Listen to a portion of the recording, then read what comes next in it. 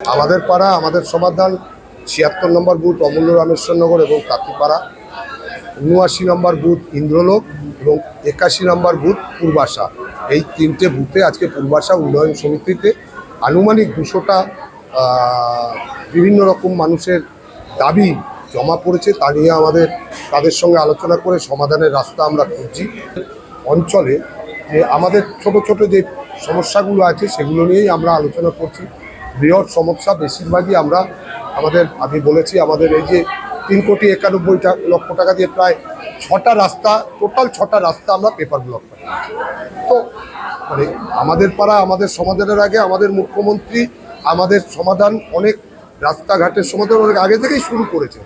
এর ক্ষেত্রে কী হচ্ছে, ছোট ছোট পকেটে কারো লাইট পোস্ট নেই বাড়ির সামনে, অনেক দূরে লাইটের প্রয়োজন, আলোর ব্যবস্থা করা। কারো ড্রেন ভেঙে গেছে, সেই ড্রেনগুলোকে যাতে নিকাশি ব্যবস্থা সচল করা যায়, ভাঙা ড্রেনগুলোকে রিপেয়ার করে দেওয়া, কিংবা কোনো ছোট রাস্তা রয়েছে ৫০ মিটার, ৮০ মিটার, ৯০ মিটার বা ১০০ মিটার, সেগুলোকে ঢালাই করে দেওয়া। আমরা সেই কাজগুলো এখন করছি।